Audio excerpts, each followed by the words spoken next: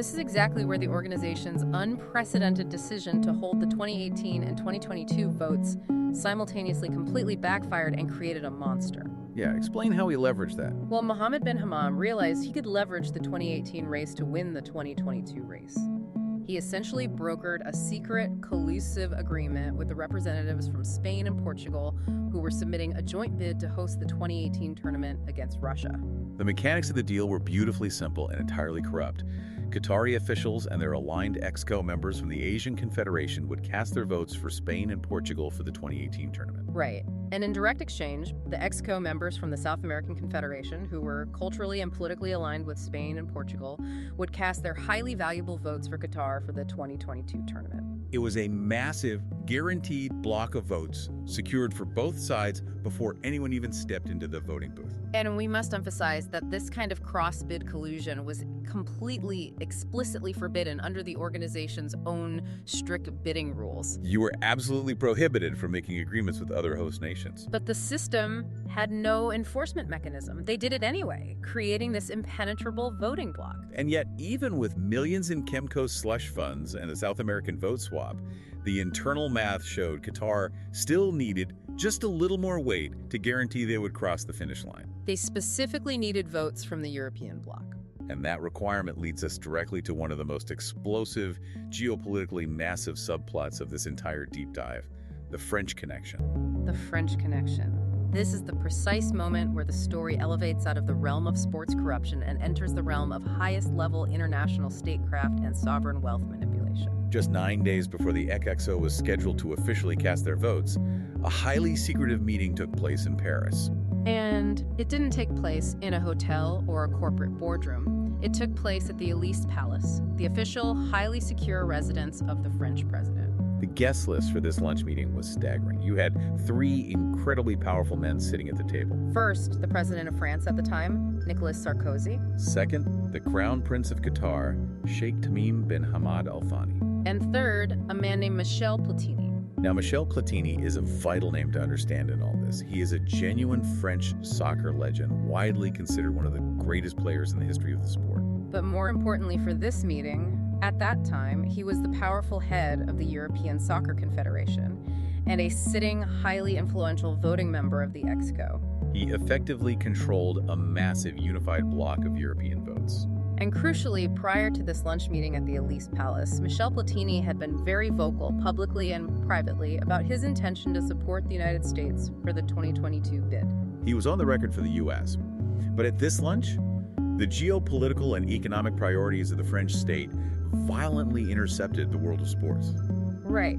French President Nicolas Sarkozy was allegedly looking to strike a massive multi-billion-dollar economic, industrial, and cultural partnership with the incredibly wealthy state of Qatar. Because Sarkozy had deep ties to the city of Paris, and his favorite domestic soccer team, Paris Saint-Germain, was in deep existential financial trouble and struggling significantly on the field. Furthermore, the French state was deeply invested in securing massive international industrial contracts for its aerospace sector. So the core allegation, the conspiracy that really rocks the sports world, is that during this lunch, Nicolas Sarkozy exerted immense direct political pressure on Michel Platini. Sarkozy allegedly demanded that Platini flip his vote and the votes of his loyal European allies away from the United States and direct them toward Qatar in order to facilitate these massive state-level deals. And the timeline of what France received in return for allegedly handing Qatar the World Cup is absolutely staggering. It really is. Within a very short period of time following the EXCO vote, the sovereign Qatari state investment fund stepped in and fully purchased the struggling Paris Saint-Germain soccer team, instantly injecting unbelievable capital and transforming them overnight into one of the wealthiest, most dominant clubs on the planet.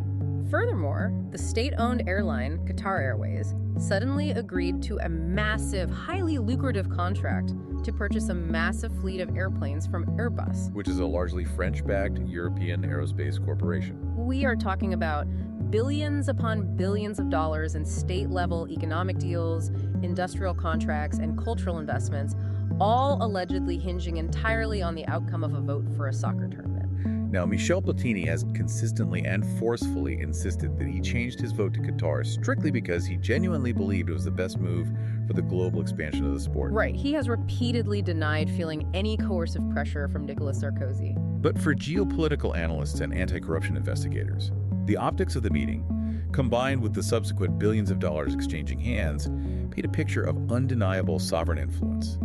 I mean, it's hard to look away from that timeline.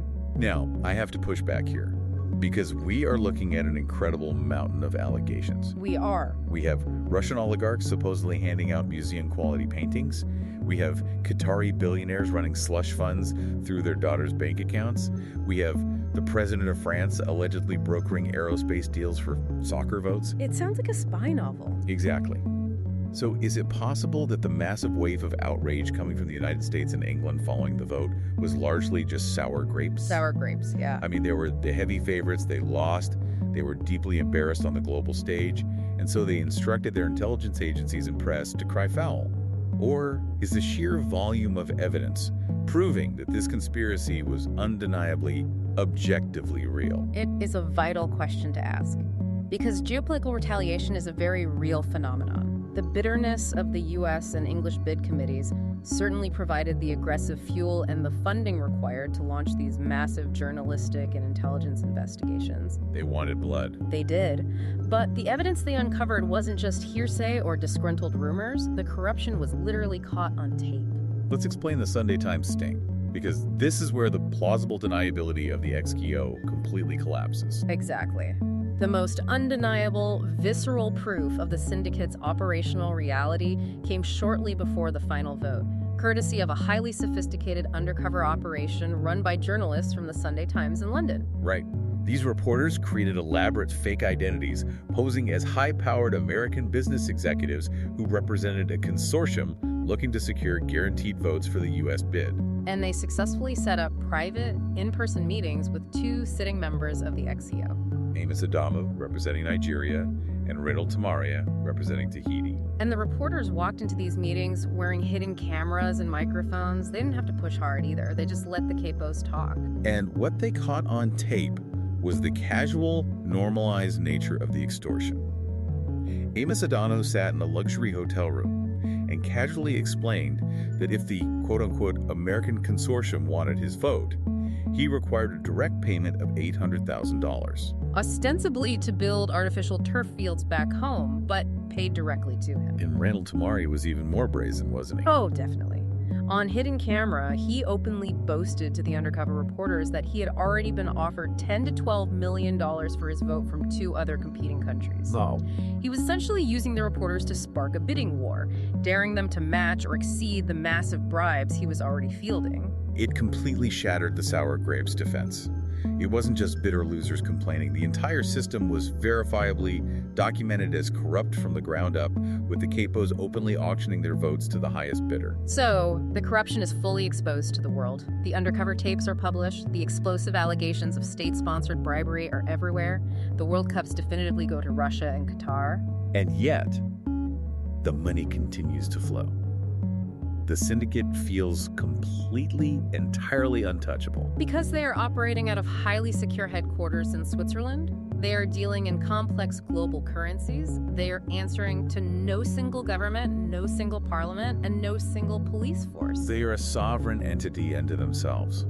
So the ultimate question becomes, how do you take down a massive, deeply entrenched international syndicate that operates almost entirely above the law? Well, you do exactly what American law enforcement did to take down Al Capone in Chicago in the 1930s. You follow the taxes. Exactly. You don't try to unravel the incredibly intricate, shadowy webs of bribery taking place in foreign jurisdictions where you have no legal authority.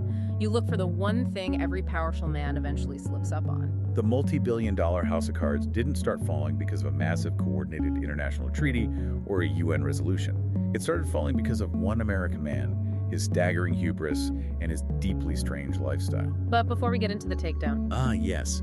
We hope you are enjoying this deep dive. As a quick reminder, if you value the work we do here, please consider supporting our analysis. You can find all the details on how to contribute in the description of this content. Your support keeps this documentary series going. Now let's talk about the man who brought down the empire. Chuck Blazer. Chuck Blazer, what a character. He is one of the most fascinating characters in the history of sports administration. He was the only American citizen sitting as a member of the powerful EXCO. He was a capo. Yes. And among his highly corrupt colleagues, he was affectionately or perhaps jealously known by a very specific nickname. Mr. 10%. Right. He earned that nickname because he was an absolute master of the contract. He managed to aggressively negotiate a legally binding employment deal where 10% of all regional broadcast and sports marketing rights revenues generated in his North and Central American jurisdiction went directly, personally, into his own pockets. And we have to remember the scale of the money Havelange and Sepp Blatter had brought into the sport. These regional broadcast deals were worth hundreds of millions of dollars. Through this 10% cut and various other deeply shady financial maneuvers, Chuck Blazer managed to siphon off and embezzle nearly $20 million over the course of his career. $20 million. Yeah. And unlike a smart criminal who hides his wealth, Chuck Blazer flaunted it in the most absurd, cartoonish ways imaginable. He really did. He was a massive, physically imposing man, frequently described by journalists as bearing an eerie, almost comical resemblance to a heavily bearded Santa Claus. And he wanted everyone to know how rich he was. He maintained a highly public daily blog where he obsessively posted pictures of his lavish, globe-trotting lifestyle. He posted photos of himself flying on private jets, dining at the most exclusive restaurants in the world, hanging out intimately with global figures like Nelson Mandela, drinking absurdly expensive vintage champagne, and bizarrely strolling through Central Park in New York City with his multicolored pet macaw sitting proudly on his shoulder. A macaw. Yeah. In Central Park. It is the classic downfall of the syndicate. It's the hubris that always gets them. Chuck Blazer was living as large as humanly possible. He famously rented not one, but two extremely expensive, highly exclusive apartments in Trump Tower on Fifth Avenue in New York City. Right. One apartment was a sprawling luxury suite for him to live in. The other, adjacent apartment, which cost thousands of dollars a month in rent, was utilized exclusively for his cats. He rented a luxury high-rise apartment on Fifth Avenue just for his cats. The audacity is staggering. But here's the fatal foundational flaw in Chuck Blazer's grand, untouchable life. He lived in the United States of America. He generated tens of millions of dollars while residing in New York. But he possessed a very specific, deeply arrogant aversion to financial paperwork. And that aversion brings us to the unsung hero of this entire massive saga, Steve Berryman. Steve Berryman is the precise opposite of Chuck Blazer. Completely. Steve Berryman was an agent working for the Internal Revenue Service, the IRS. He wasn't working out of a glass palace in Switzerland. He was working out of a standard government cubicle in Southern California. But he had two distinct traits that made him the syndicate's worst nightmare. He was a brilliant forensic accountant, and he was a massive, obsessive soccer fan. He actively coached his kids' youth teams. He woke up at odd hours to watch European leagues. He deeply loved the purity of the sport. One day, Steve Berryman is reading the news and sees a tiny headline indicating that the FBI is quietly looking into the financial records of U.S. soccer bosses regarding the World Cup bids. So Steve Berryman, who famously liked to refer to himself as an accountant with a gun, immediately started doing what he does best, digging through the tax codes. Let's explain the mechanics of what Steve Berryman did, because this is how the untouchable empire gets touched. Right, Steve Berryman dug into Chuck Blazer's tax history. Remember, Chuck Blazer is highly public. He is visibly raking in millions, flying private and renting apartments for felines. Steve Berryman punches Chuck Blazer's name into the massive IRS mainframe, expecting to see complex corporate filings. And the result comes back. No records found. Chuck Blazer, the man making millions off global soccer, had not filed a personal income tax return in 17 years. It is a level of staggering arrogance that is almost hard to comprehend. Now, legally speaking, simply neglecting to file a tax return is often treated as a misdemeanor. But Steve Berryman's forensic accounting revealed something much darker. He discovered that Chuck Blazer wasn't just forgetting to file. He was intentionally hiding his $20 million in income by utilizing deeply complex, undisclosed offshore bank accounts in places like the Cayman Islands and the Bahamas. And intentionally hiding millions in offshore tax havens to avoid the IRS. Those are major, highly punishable federal felonies. Steve Berryman realized he possessed the skeleton key to the entire global conspiracy. He took his forensic findings straight to the Federal Bureau of Investigation, specifically taking them to two FBI agents named Michael Gaeta and Jared Randall. Now, these agents had been desperately trying to build a massive organized crime case against the global soccer executives for years. But they were continually hitting a brick wall because they couldn't penetrate the Swiss banking secrecy laws. And they didn't have a reliable informant on the inside of the XCL. Suddenly, thanks to an IRS agent in a cubicle, the FBI has their ultimate leverage. They have a capo dead to rights on massive tax evasion. And they decide to spring the trap in the most dramatic, spectacular fashion possible. It's November 30th, 2011. Chuck Blazer, riding his motorized mobility scooter due to his declining health, and his girlfriend are leaving his Trump Tower apartment. They were rolling out onto the busy sidewalks of Fifth Avenue in New York City, heading to a wildly expensive restaurant for dinner. Suddenly, FBI agents Michael Gaia and Jared Randall, alongside IRS agent Steve Berryman, step out of the shadows of the Manhattan Street and seamlessly intercept them. It is a textbook, highly aggressive law enforcement sting. They intercept him right there on the street. They politely but firmly tell his girlfriend to go on to the restaurant without him, stating they need to have a private conversation. And once they have Chuck Blazer completely alone, removed from his sycophants, they lay out the terrifying reality of his situation. They tell him they know everything. They know about the millions in the Cayman Islands accounts. They know about the 17 years of unpaid taxes. And they know about the massive network of bribes. They give this man, who is accustomed to the finest things in life, a very stark, terrifying choice. Fully cooperate and become an active, wired informant for the United States government, or face immediate federal prosecution with a maximum cumulative punishment of up to 100 years in a federal penitentiary. For a man accustomed to private jets, luxury suites, and a life of total unaccountability, the sudden, highly real prospect of dying in a concrete federal cell was overwhelmingly motivating. Chuck Blazer's loyalty to the syndicate vanished instantly. He flipped on the spot. He agreed to wear a wire and secretly record his highly confidential meetings with the other top-ranking executives. Yeah. But almost immediately, the FBI ran into a bizarre, highly specific logistical problem. This is one of my favorite details. The FBI traditionally uses adhesive tape to secure a recording wire directly to an informant's chest. But Chuck Blazer was so severely overweight and his anxiety caused him to sweat so profusely that the specialized FBI adhesive tape simply wouldn't stick to his skin. It kept falling off. The sheer absurdity of reality is sometimes better than fiction. The FBI had to completely improvise their surveillance technology. Right. They took a tiny, highly advanced, incredibly discreet microphone and meticulously embedded it inside a standard-looking keychain. They handed this keychain to Chuck Blazer and instructed him to simply walk into these highly secure, incredibly secretive board meetings in Zurich in the Americas and casually toss his keys onto the table directly in front of him. And for nearly 2 years, that little innocuous keychain sat on polished mahogany tables, secretly recording the most powerful men in global sports openly, casually discussing massive bribes, kickbacks, and elaborate extortion schemes. Armed with hundreds of hours of these devastating recordings, combined with the incredibly detailed forensic financial trail mapped out by Steve Berryman, the United States Department of Justice was finally ready to strike a fatal blow. But they faced a massive legal hurdle. How does the U.S. government arrest foreign nationals operating out of Switzerland for corrupting a global sport? The answer was a brilliant piece of legal strategy. They decided to use the RICO Act. The RICO Act. This is a crucial legal mechanism that we must explain clearly. Why the RICO Act? Right. For the listener, what is it? The RICO Act stands for the Racketeer Influenced and Corrupt Organizations Act. It was a highly powerful piece of legislation created by the U.S. government in the 1970s specifically to dismantle the leadership of the Italian mafia. Because before RICO, a mob boss could simply order a subordinate to commit a crime, and the boss would remain legally untouchable. RICO changed that.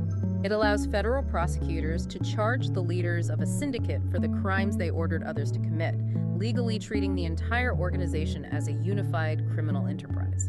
But how does that apply to a sports governing body in Switzerland? This is where Steve Berryman's financial tracking was vital. The DOJ argued that because these massive global bribes were being wired in U.S. dollars, and because those wire transfers were physically routed through correspondent banks located in New York and Miami, the conspirators were utilizing U.S. financial infrastructure to commit wire fraud. Wow. Therefore, the U.S. government had total legal jurisdiction. Using RICO against an international sports governing body was legally revolutionary.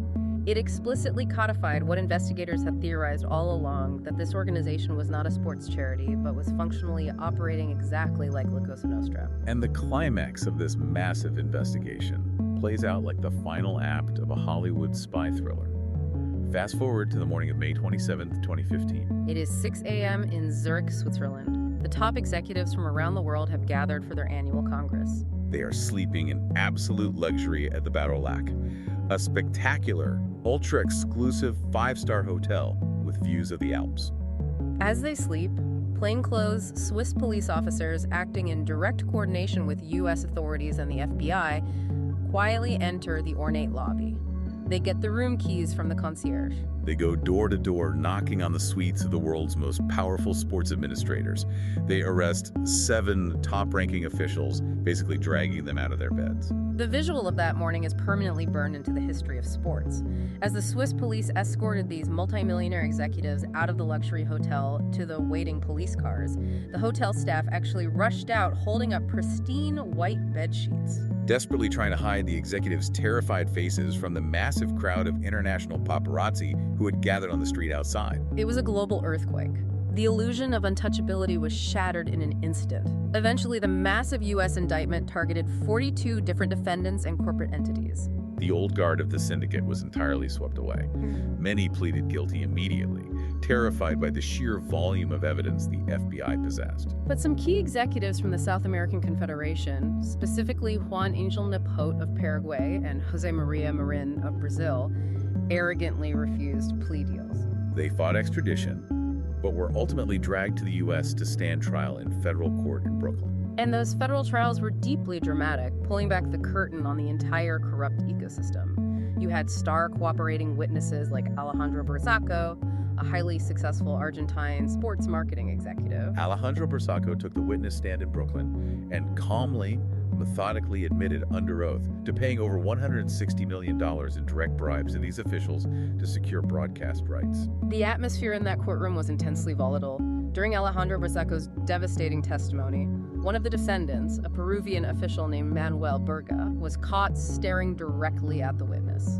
Manuel Berga slowly raised his hand and dragged his finger horizontally across his own throat in a highly visible slitting gesture. His defense lawyer immediately panicked and later tried to claim to the judge that Berga simply had a skin condition and was just scratching a rash on his neck. But the judge, the jury, and the press didn't buy it for a second. It was an act of pure, unadulterated mob intimidation playing out in real time in a United States federal courtroom.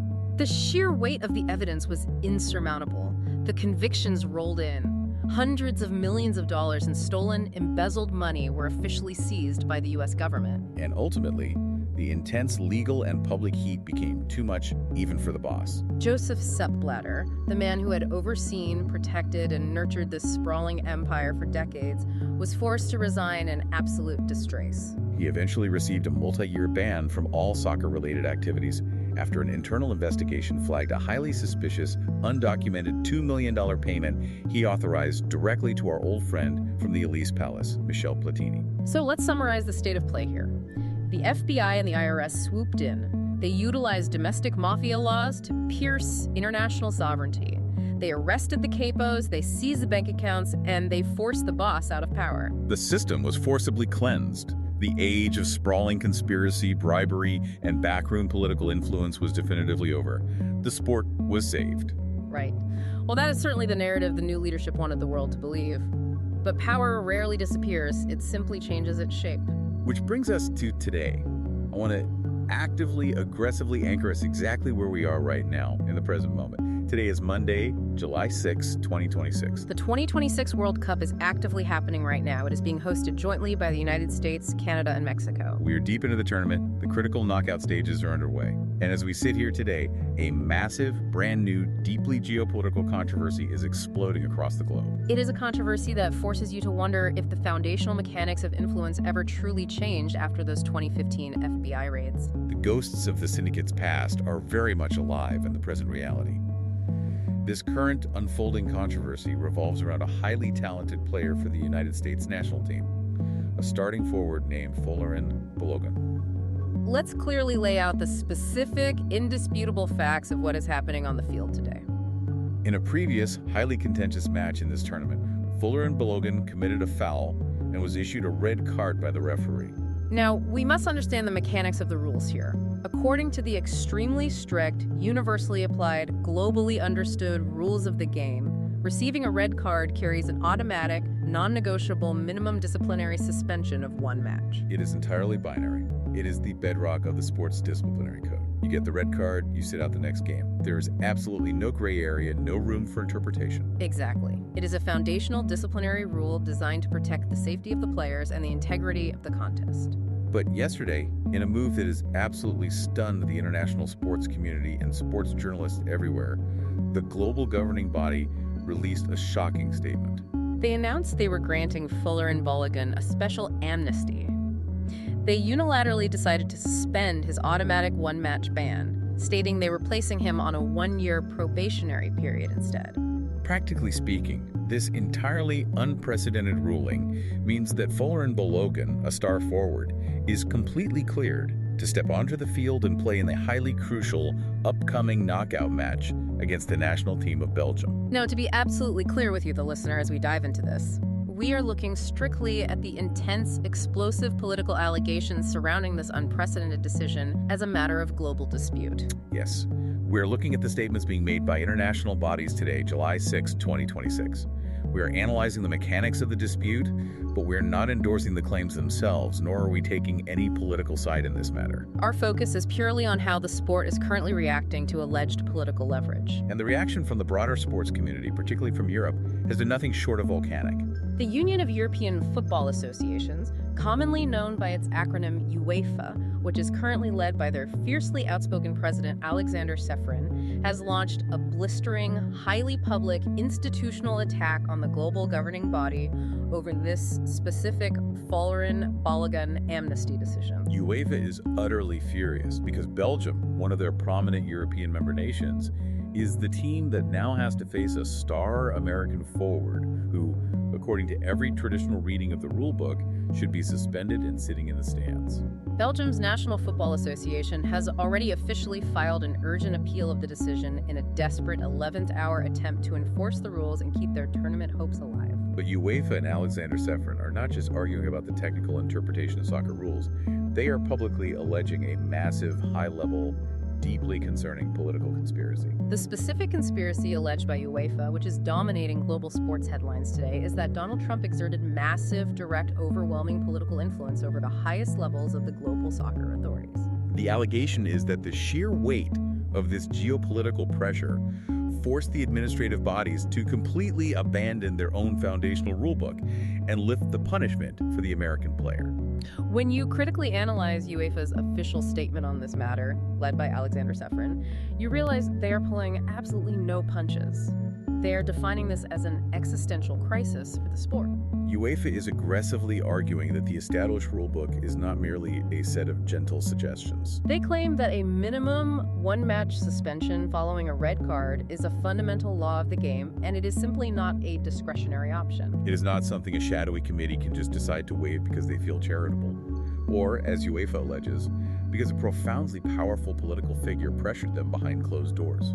By flagrantly ignoring their own deeply embedded regulations right in the middle of the world's most important tournament, UEFA explicitly argues that the integrity of the game is at stake and the credibility of a competition is undermined. What UEFA is essentially arguing is that if you have the power to change the foundational rules of the sport mid-tournament, if you can alter the physical reality of who is allowed on the field based on political convenience, then you don't actually have a legitimate merit-based athletic tournament anymore. You have a scripted event. And this brings the entire narrative of our deep dive full circle. It really does. If the massive 2015 FBI raids, the Dawn arrests with the white bed sheets, the devastating RICO charges, and the seizure of millions in offshore accounts. If all of that immense effort was supposed to completely clean up the sport and remove the culture of backroom dealing, does the current Folarin Balogun case prove that the organization remains entirely susceptible to overwhelming pressure from world leaders like Donald Trump? It raises a deeply uncomfortable, deeply cynical reality about the nature of power.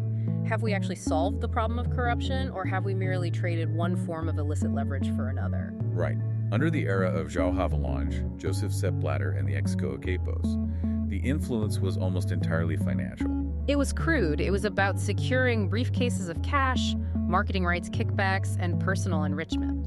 But what UEFA is alleging today suggests a highly sophisticated shift toward pure, unadulterated geopolitical power plays. If a global governing body can be influenced by the sheer political gravity of a world leader to alter competitive on-field outcomes, then the fundamental governance structure of the sport is just as fragile, just as compromised, as it was when Mohammed bin Hammam was quietly handing out hundreds of thousands of dollars in luxury five-star hotels. The explicit currency of the bribe might have successfully changed from untraceable dollars to immense political capital.